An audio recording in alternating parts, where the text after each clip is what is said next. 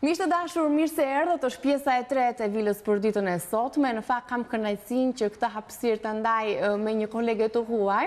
Ajo është Stephanie Bradford, është një gazetare e huaj, punon për turizmin dhe promovon vende të ndryshme të Evropës. Vjen me origjinë nga Nicaragua, jeton prej 6 vitesh në Gjermani, punon në televizion gjerman dhe arsyeja e ardhjes së saj në Shqipëri është për ta promovuar Shqipërinë si një destinacion të ri për njerëzit në Gjermani dhe veçanërisht për Nicaragua në televizionet që ajo punon. Puna e saj, lloji i saj i veçantë, mënyrën se si i promovon këto vende, ka bërë me një stil të veçantë Stefanin, duke promovuar përmes videove dhe filmimeve të shkurtra të vendeve më pikante, më turistike që ofrojnë vendet rreth e përqark Evropës edhe sigurisht për Amerikën qendrore. Kam nderin ta kem edhe unë në studio për të parë se si ajo e percepton Shqipërinë turistike, se si ajo e ka përjetuar këtë qëndrim për pak ditë në Shqipëri, për ushqimin, për njerëzit, për vende turistike dhe në fundit çfarë ajo do të promovoj për televizionin ku punon. Stephanie, faleminderit që erdhe dhe kënaqësi që je në Villa 24. Thank you very much for inviting me and faleminderit që më ftuat, jam shumë e lumtur që ndodhem këtu. Kjo është era e parë që ju vini në Shqipëri, edhe si turiste, por edhe si gazetare. Çfarë impakti? I'm very happy to be here. It's my first time. Jam shumë e lumtur që ndodhem këtu, është era e parë që vi në Shqipëri, jam shumë e impresionuar që kam parë kaq shumë vende të bukura këtu dhe njerëzit janë vërtet shumë të këndshëm, janë të hapur, janë miqësor. Dhe sigurisht nuk mund të lë pa përmendur faktin që ushqimi është vërtet i mrekullueshëm dhe i shijshëm. 5 days. Kam qëndruar këtu rreth 5 ditë. Sigurisht e kam nisur udhëtimin tim nga Tirana, por një ditë isha edhe në Durrës. Sigurisht pash ngjyrat e mrekullueshme të ngjyrën e mrekullueshme të detit. Isha edhe në Berat, pash Kështjellën, isha edhe në Kruj. Sigurisht isha interesuar që të merja vesh më shumë për historinë e Shqipërisë, apo dhe në veçanti të Krujës. Ndaj dhe kjo është arsyeja pse jam shumë e lumtur që ndodhem këtu. Okej, çfarë do të përfshini në video tuaj? Ju punoni si gazetare. Pra, përveç se gazetare në vendet e Evropës, ju jeni dhe një turiste. Si është jesh gazetare dhe turiste në të njëjtën kohë? Pata sigurisht shansin të jem edhe turiste edhe gazetare. Kam shansin që të njoh vendet e reja, të njoh me kulturën e një vendi të caktuar.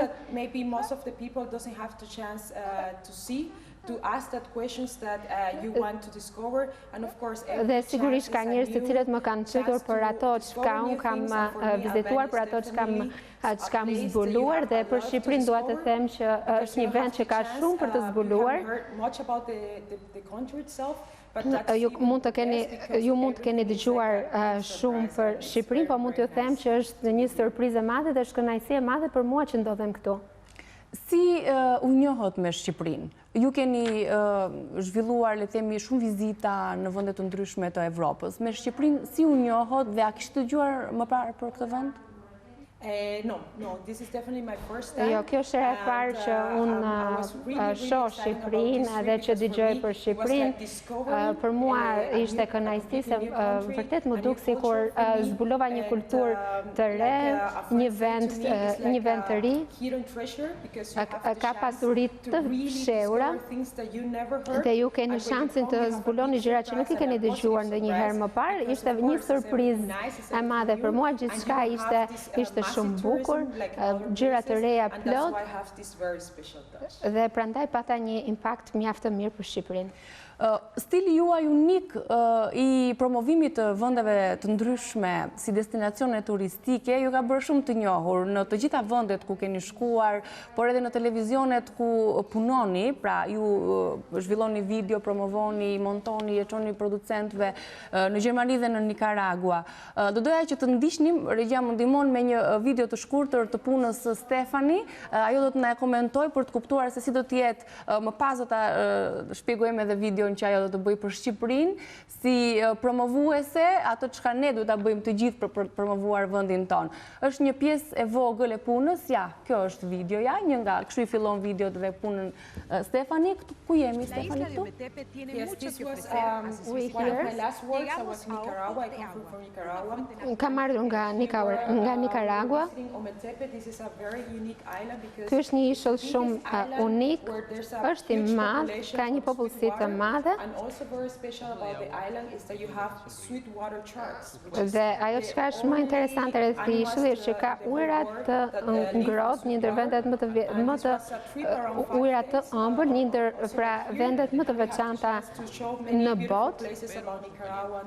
Do doja që të tregoja edhe vendet të tjera të ndryshme në Nicaragua, pasi janë vërtet të veçanta. Ky është një vend ku ka ujëra vulkanik,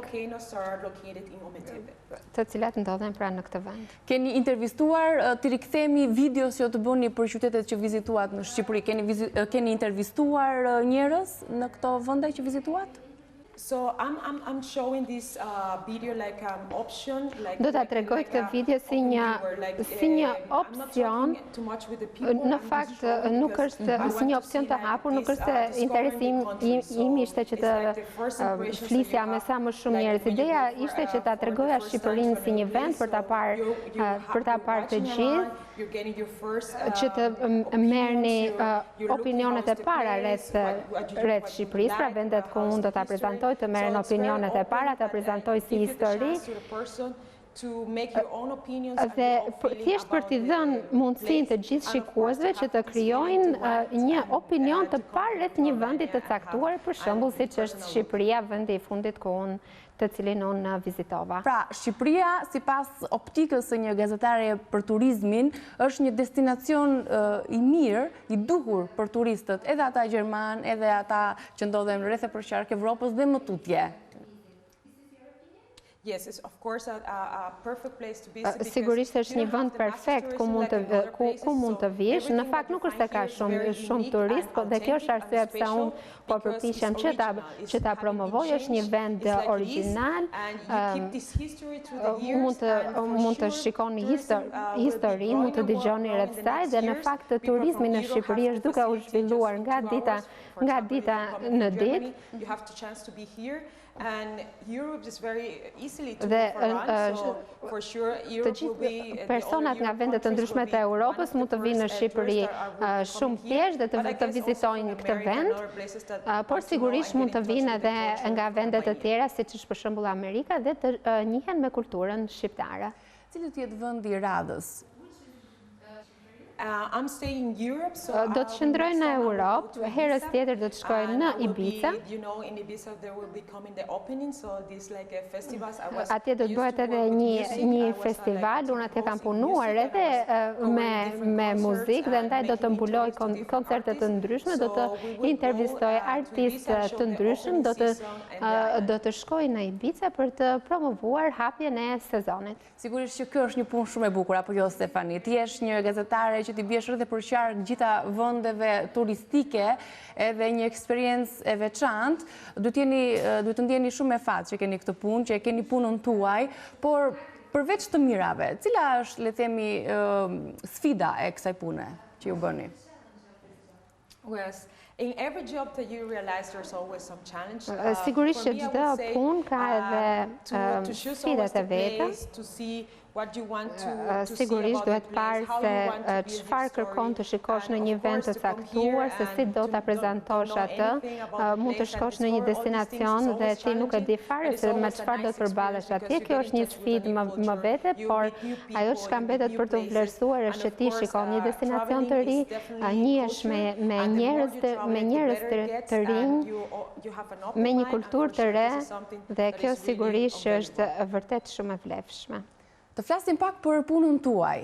Sa vite keni që punoni si gazetare?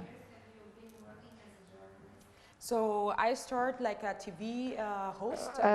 Nisa si prezantuese në televizion. really I didn't meant to. I didn't study journalism. Nuk e nisa si gazetare, por unë kam studiuar për administrim biznesi, më pas konkurova për prezantuese dhe u zgjodha, nisa të punoj për media, më pëlqeu shumë dhe deri më tani kam 9 vite që punoj në media, që punoj si prezantuese, por edhe si gazetare njëkohësisht. And for sure it's one of the most nice and interesting dhe mund të them që është një ndër eksperiencat më të bukura që unë po përjetoj. E pani mend punën tuaj të parë ose si gazetare turizmi, vendin e parë për cilën keni bërë këto videot e shkurtra promovuese? As a tourist journalist, of course, was Nicaragua because si një gazetare që mbuloj turizmin, fillimisht kam vizituar Nicaraguan, kam vizituar shumë vende atje, isha shumë e impresionuar nga historia, nga kultura, kam kontaktuar edhe me njerëzit atje dhe ishte një eksperiencë shumë e bukur. Kjo ishte puna ime e parë në këtë destinacion. Në këtë muaj ka qenë edhe një ditë ndërkombëtare për lirinë e shprehjes. Si mendon se funksionon sot media në Evropë edhe në botë? Ka liri totale shprehje? Of course, now social media has a big role. Media sociale ka një rol shumë të rëndësishëm në jetën tonë, pasi kemi mundësinë të kemi kontakt me gjithçka që ndodh në botë përmes media sociale. Ke shansin që të krijosh opinionin tënd para se të dalësh në televizion dhe ta prezantosh atë. Pra ke shansin që të krijosh mendimet e tua, të bësh studimet e tua, kërkimet. You have the chance not to be so manipulated with the ke shansin për të mos u manipuluar, mund të krijosh mendimin tënd dhe media sociale po bëhet gjithnjë më e rëndësishme dhe ke shansin për të prodhuar gjërat e tua, si për shembull një video duke u bazuar pra në gazetari, mund të hedhësh videot në YouTube dhe mund të postosh mendimet e tua në Twitter apo në një media tjetër sociale. Pra kjo është e mundur që të shikohet nga të gjithë njerëzit në të gjithë botën gjatë 24 orëve. Megjithatë, media sociale sa po e zbeh rëndësinë e lajmit në televizion për shembull apo e lajmit të shkruar? Yes, of course, it's a new way. Është një mënyrë e re.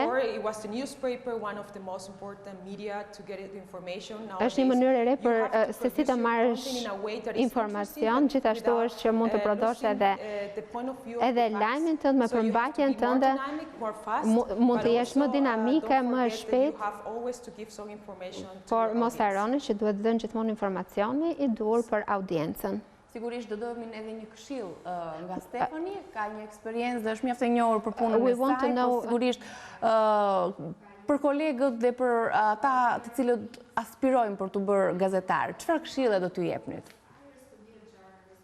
For someone who wants to be a journalist, for sure. Për dikë që do të bëhet gazetar, do të doja t'i thoja që të praktikonte sa më shumë që t'jetë e mundur, pasi në bazë të praktikës merr edhe eksperiencën e duhur, mund të bësh pyetje dhe në bazë të këtyre pyetjeve të bësh kërkime dhe në bazë të eksperiencës mund të vendosësh vetë se çfarë dëshiron të bësh. Mund të zgjedhësh që të shkosh jashtë vendit, të takosh me njerëz, të bësh video, të bësh gjithçka vetë.